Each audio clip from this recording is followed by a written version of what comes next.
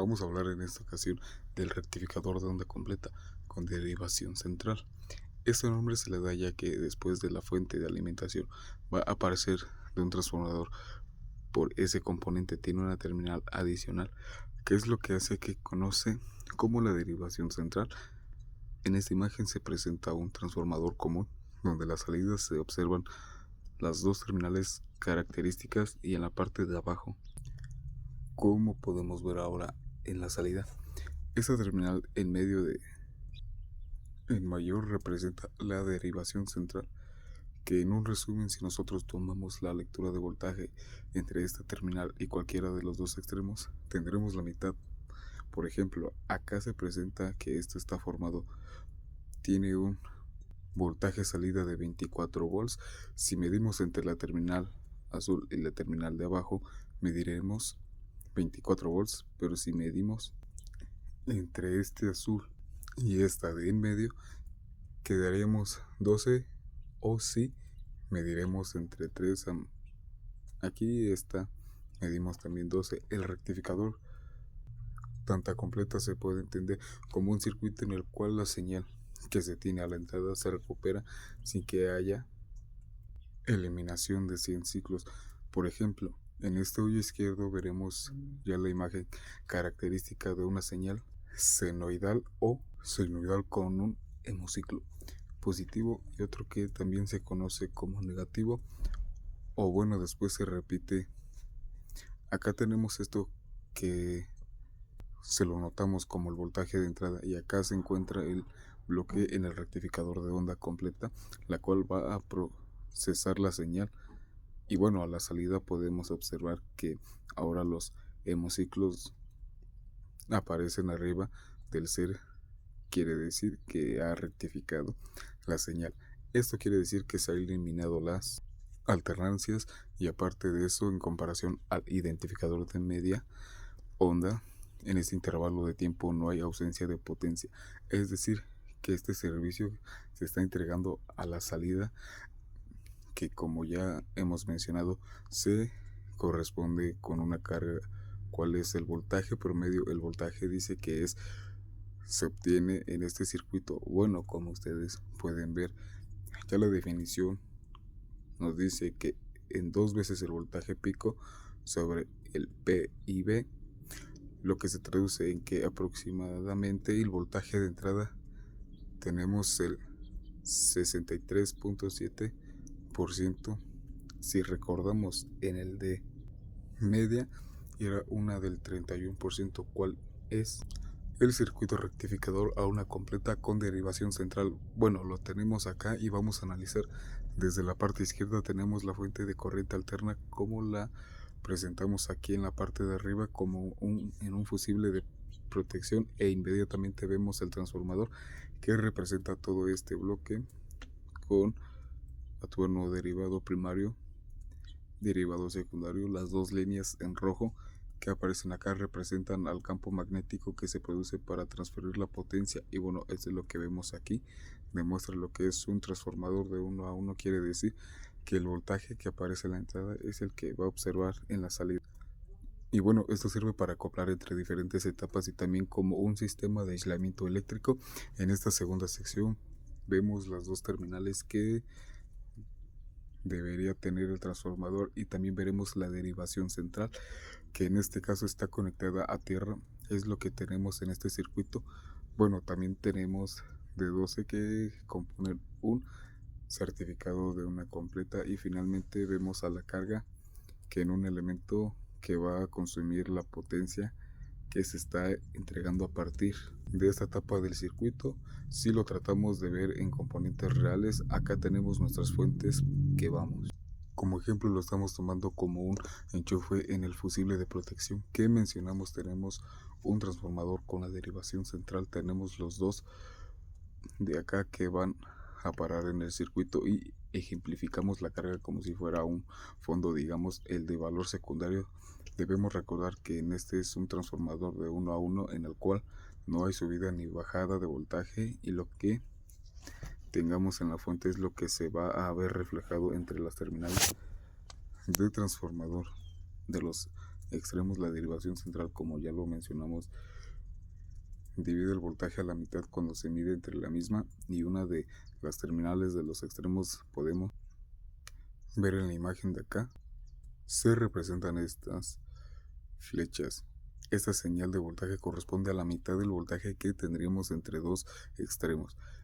De esta denotación de voltaje de secundario se refiere a lo que va a entregar en esa sección el transformador. Puede ser el voltaje pico, es decir, el voltaje pico sería entre 2, o se puede ser también el voltaje RMS entre 2. Resumiendo que al final esto va a ser dividir a lo mismo. Hacemos de este lado, pues entonces la medición representará lo mismo, ya sea el voltaje pico, es lo que queríamos ver, se va a dividir en 3 o en voltajes de es que sucede con el voltaje que verá, porque le entrega la carga. En la parte izquierda observamos este semiciclo sombreado que nos presenta y el análisis que vamos a hacer y que tiene que ver con lo que se conoce como semiciclo positivo.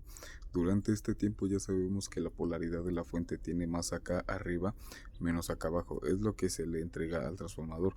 Vamos a asumir que en un transformador de 1 a 1 esta misma señal vemos entre este extremo y este de acá, este potencial nos representa el valor más alto y el más bajo.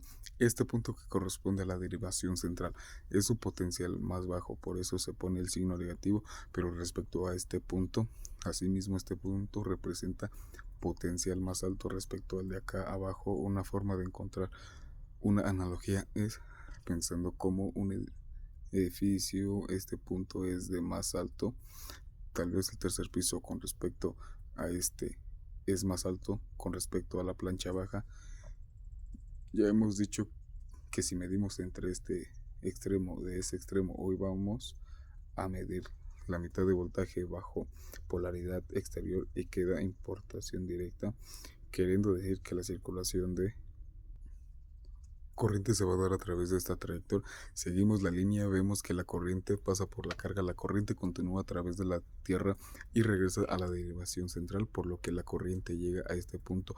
No circula a través del turno de 2 subs, porque la potencial eléctrico más alto que tenemos acá respecto a este ocasiona que el dolor es entonces temporal, es en el inverso, por lo cual la única trayectoria que le queda es a través del resistor de tal manera que resistor a la salida es el voltaje, ya que recordemos corresponde a la mitad de lo que se tendría en los extremos habitual. Se detona como un voltaje de salida. Si queremos medir aquí, recordemos un voltaje pico, y si consideramos el nivel de C que tenemos en este ciclo, bueno, hay que tener una cuenta la fórmula que ya hemos abordado, aunque recordemos que nos falta para analizar en otros hemiciclo.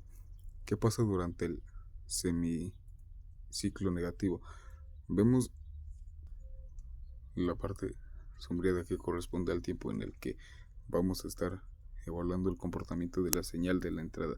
Inmediatamente, si nos las trasladamos a esta sección en la salida de transformador, lo que observamos de manera inmediata es que la polaridad se ha invertido y el potencial eléctrico más alto ahora la tendremos en la parte de abajo, y la potencial eléctrica más abajo lo tenemos de la parte de arriba.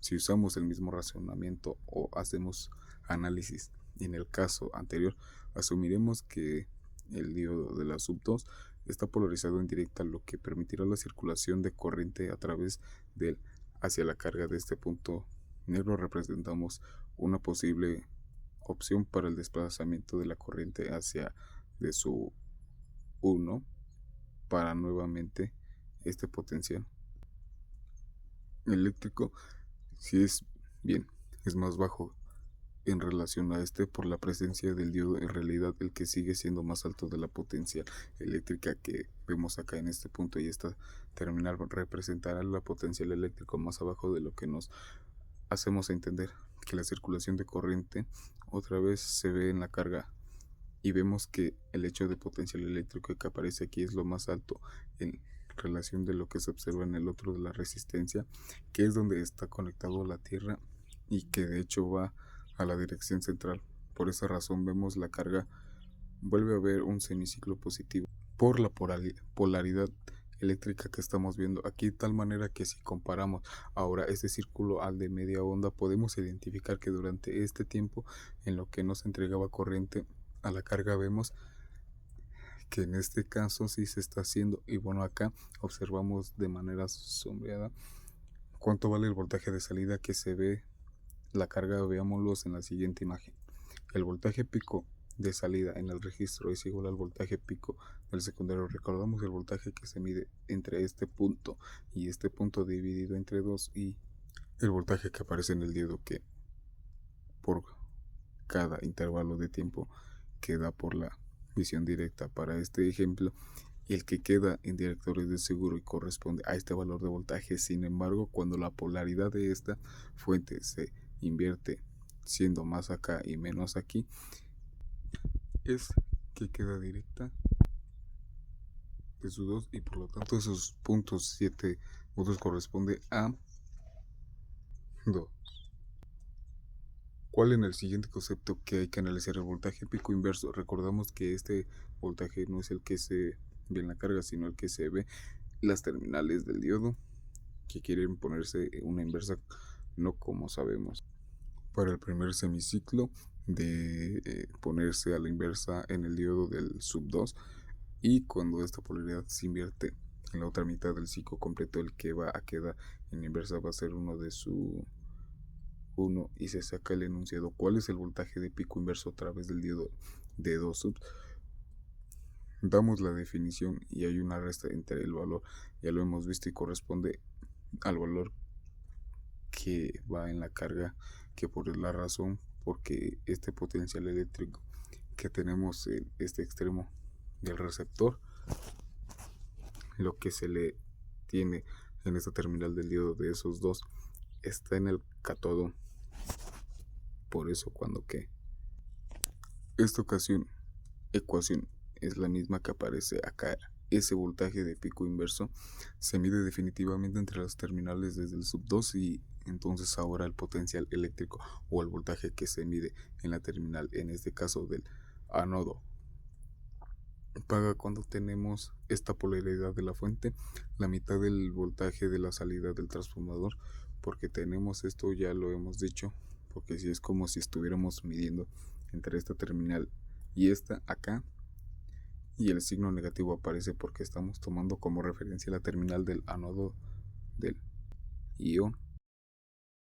Miramos con respecto a este punto, entonces tenemos la potencial eléctrico del signo positivo, de tal manera que si se desarrolla la presión, recordemos que la diferencia de potencia se calcula, y el potencial eléctrico que acá vemos, el potencial eléctrico que hay del otro lado, por esa razón aparece esto menos el voltaje o el potencial fijo que aparece aquí.